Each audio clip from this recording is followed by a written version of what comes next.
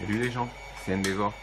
Je vous retrouve pour une vidéo consacrée cette fois-ci aux imprimantes 3D. Alors, je suis désolé pour la caméra qui bouge un petit peu, je filme ça avec mon téléphone portable. J'espère que ce sera suffisant pour vous. C'est un petit peu mon nouveau hobby. Je me suis acheté une CR10 comme vous voyez ici, de Creality. J'ai passé beaucoup de, je l'ai depuis 15 jours et j'ai passé beaucoup de temps à trouver les améliorations ce sont des kits quand même chinois, donc il y a des petits trucs qui sont pas top. Et il y a beaucoup d'améliorations et la communauté à la fois francophone et internationale est très développée sur le sujet et on trouve plein de choses. Et je vais vous lister, comme je l'ai fait un petit peu sur les forums, les différents modes que je trouve indispensables, ceux que je pense utiles et ceux que j'ai du mal à évaluer. Voilà. La première chose à faire, c'est d'acheter ceci. Ça vaut aussi 7 €. C'est un adaptateur micro USB que vous voyez là vers carte SD. Pourquoi? Le lecteur malheureusement de la carte mère est très fragile. Et si vous passez votre temps à retirer votre carte micro SD, la remettre, etc. pour mettre à jour les prints, ben, elle va finir par s'abîmer. Et une fois que le truc est bousillé, vous n'aurez qu'une seule solution, c'est de vous connecter en USB ou la changer, quoi. Mais on ne peut pas changer le petit lecteur vu qu'il est soudé sur la carte mère, c'est très compliqué. Donc ça, c'est vraiment le truc le plus important à faire. Ensuite, dans les trucs vraiment importants, derrière, hop, bah vous le voyez juste là. Il y a un petit support que j'ai imprimé avec l'imprimante elle-même.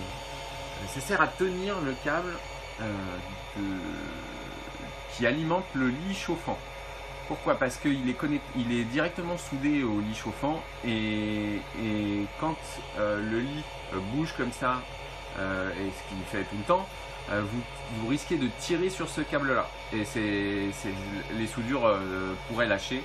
Donc vous faites ce petit truc là qui se fixe par en dessous et avec un petit zip, ça le maintient complètement en place.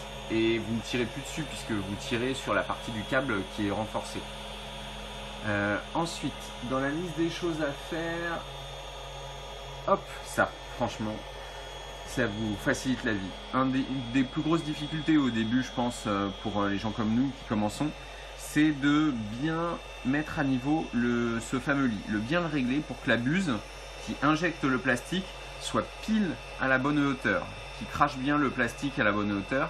Et que ça accroche bien sur la première couche. C'est un peu les grosses erreurs, les gros points critiques. Ceux d'origine, ils sont dedans en fait, vous les voyez pas mais ils sont dedans, sont très petits. Donc ce qui veut dire que déjà c'est difficile à régler, mais en plus ceux derrière, parce qu'en fait il y en a 4, ceux derrière vous êtes obligé de passer la main derrière, avoir la main dans ce sens là, essayer de régler, c'est vraiment chiant. Donc ça, vous imprimez ça avec votre propre imprimante, ça se met à l'intérieur, ça s'emboîte avec celui d'origine et franchement vous n'aurez pas de soucis. Ça c'est vraiment utile. Hop, ensuite, là ça s'imprime pas mais il faut l'acheter. La vitre qui est fournie d'origine, elles sont toutes quasiment soit concaves soit convexes. Au centre, elles sont légèrement déformées. Ce qui fait que vous arrivez bien à faire vos 4 points, bien ajuster la hauteur. Et au centre, vous allez être trop ou trop bas et vous allez mal cracher. Donc vous êtes obligé de faire un compromis, éloigner ou rapprocher légèrement les coins. Enfin, c'est vraiment pas terrible. Allez chez Ikea. C'est des miroirs qui font 12 pouces par 12 pouces, donc un peu plus de 30 cm par 30 cm. Ça vaut 6,50 € les 4 et ça change la vie. Voilà, donc ça c'est très important. Ce que vous voyez au-dessus là, c'est de la colle. Pour pouvoir faire accrocher mieux, on met de la colle UU.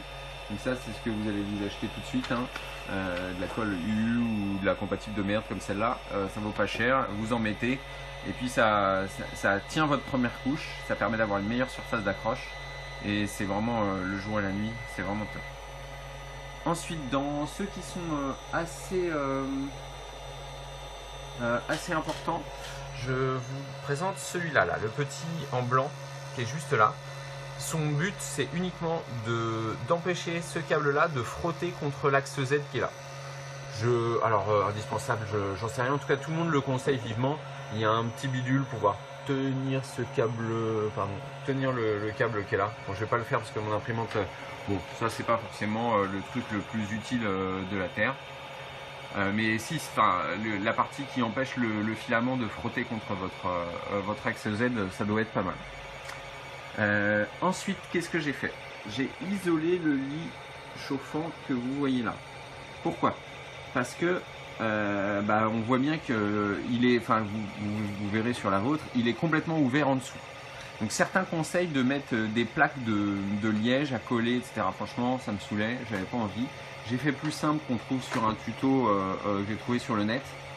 Vous prenez ça, c'est de l'isolation pour autocollant, de la mousse isolante autocollante pour les tuyaux en fait. Et ça se colle, j'en ai quoi faire 10 Creality, hein, c'est pas terrible. Donc vous collez ça en bande en dessous. Vous êtes obligé de tout démonter, mais c'est assez facile. Et puis bon, dans cet univers-là, vous comprendrez rapidement que si vous voulez un truc où vous n'avez pas à bidouiller du tout, faut pas aller dans l'impression 3D quoi. Ou alors pas, en tout cas pas dans ces modèles-là. Je sais pas s'il y en a encore vraiment qui sont sans bidouille. Certains, la Neva par exemple, mais je pense qu'il y aura des déçus. Une fois que vous avez fait toutes ces couches là sur toute la surface, vous isolez le tout avec des bandes métalliques comme ça, autocollantes chez 3M. C'est un des clients donc je peux faire de la pub. Et ça fait une surface comme ça, vous isolez. Le but c'est quoi? C'est de monter, d'avoir moins de pertes énergétiques. Donc si vous aimez bien l'environnement, ça peut vous importer, mais c'est surtout que ça permet de monter plus vite en température et premièrement, et deuxièmement de monter plus haut en température. Enfin en tout cas alors il y a deux grands types de matériaux, le PLA et l'ABS. Bon, il y a d'autres choses hein, mais en gros c'est ça. Le PLA, en théorie vous n'avez pas besoin du lit chauffant. L'utiliser à 50 ou 60 degrés permet de bien améliorer votre accroche. Et en revanche, l'ABS, il faut monter beaucoup plus haut, 80-90 degrés. Si vous ne pouvez pas le faire si vous avez pas si vous chauffez pas.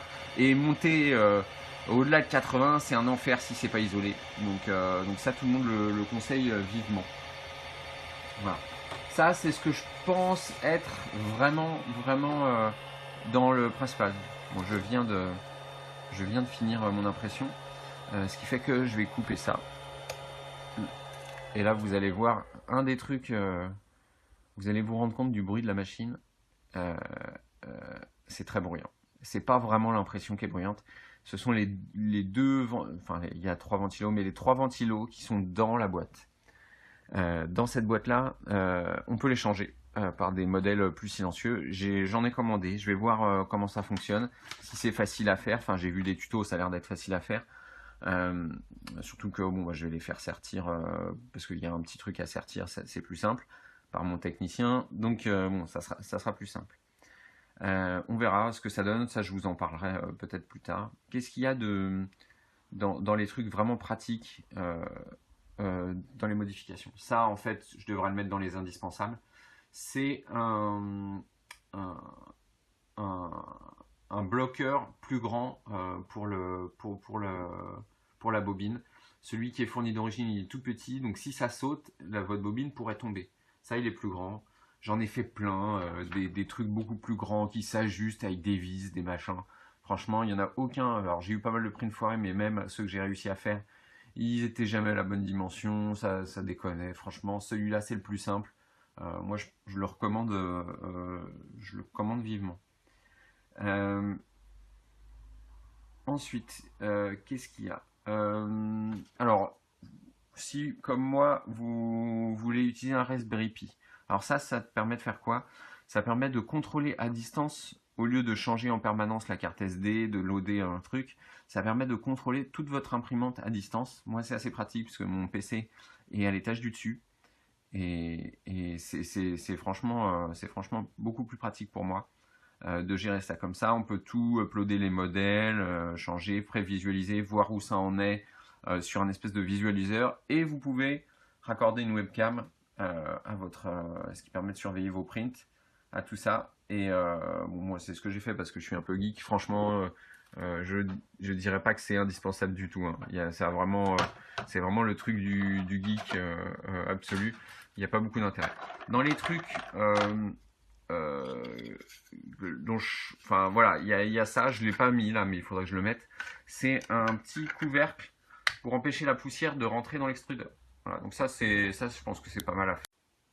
Il n'est pas hyper compatible avec le truc qui est devant parce que ça dépasse un petit peu, mais en fait, c'est pas un problème, je pense. Ça a l'air de bien fonctionner. Ensuite, qu'est-ce que j'ai fait qui est pas indispensable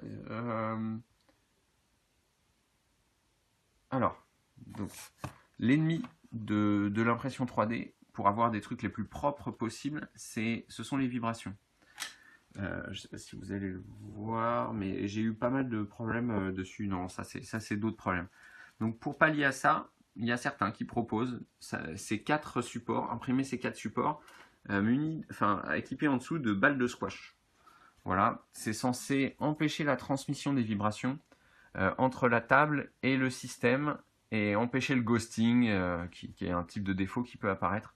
Je suis pas encore assez pro pour savoir si ça fonctionne réellement. Certains disent oui, certains sont un peu plus sceptiques. Voilà, je n'en sais rien. Autre chose qui est faisable, hop, je vais vous montrer, et que j'ai imprimé mais que j'ai pas encore fait, c'est c'est ça. Hop, alors, ces courroies-là doivent être tendues régulièrement. D'ailleurs, celle-ci, il faut que je la retende un petit peu. Je pense qu'elle n'est pas assez tendue. Si c'est pas assez tendu, la transmission entre votre moteur et votre déplacement ne sera pas parfait et ça va créer des petits artefacts. Qu'est-ce qu'il faut faire? Il faut desserrer ça régulièrement, tirer, bien tendre, éviter de monter et de descendre parce que c'est une erreur commune qui est faite. Et en même temps, resserrer ça. Donc pour éviter ça, vous placez ça dedans. C'est un truc que j'ai imprimé, hein, je vais faire. Vous mettez ça dedans, ce qui tient votre axe, et au lieu de tirer en permanence, bah, vous avez ça qui vous permet de retendre. J'ai pas encore testé, il va falloir que je vois si ça fonctionne bien. Vous pouvez également le faire sur l'axe X, ça c'est appelé l'axe Y, et la barre qui est là c'est l'axe Z. Hop. Bien entendu, hop, la barre qui est là, c'est l'axe Z. Et il y a le même qui existe pour l'axe X. Je ne l'ai pas encore fait, j'attends de voir si mon axe Y est suffisamment intéressant. Ensuite, qu'est-ce qu'il y a? Ah non, il y a un truc que j'ai complètement oublié. Probablement très utile d'après les gens, c'est cette petite pièce-là. C'est parce que je ne pouvais pas vous la montrer tout à l'heure. Voilà, alors cette petite pièce-là, vous la voyez quasiment pas parce que je l'ai imprimée en noir, la même couleur que d'origine. C'est un conduit, une sorte de conduit qui guide le flux. Celle d'origine, elle est beaucoup plus haute. Elle est un petit peu plus haute, et au lieu de refroidir le plastique, ça refroidit, ça tape dans la buse, ça tape un petit peu trop et ça refroidit moins bien. Donc celle-ci, elle tape légèrement plus bas. Et voilà, donc c'est le truc le plus simple de la Terre. Il y a 2 petites vis ici qui tiennent aussi le ventilo qui est là, radial. Et vous les démontez et vous remettez. C'est franchement le truc le plus con de la Terre. D'ailleurs, la partie qui est là, elle était imprimée en impression 3D. C'est vraiment le truc le plus simple à faire. Ensuite, donc ça c'est une solution pour le refroidissement. L'autre solution que j'ai pas encore faite, j'ai imprimé mais que j'ai pas encore essayé, c'est ce remplacement de ventilo.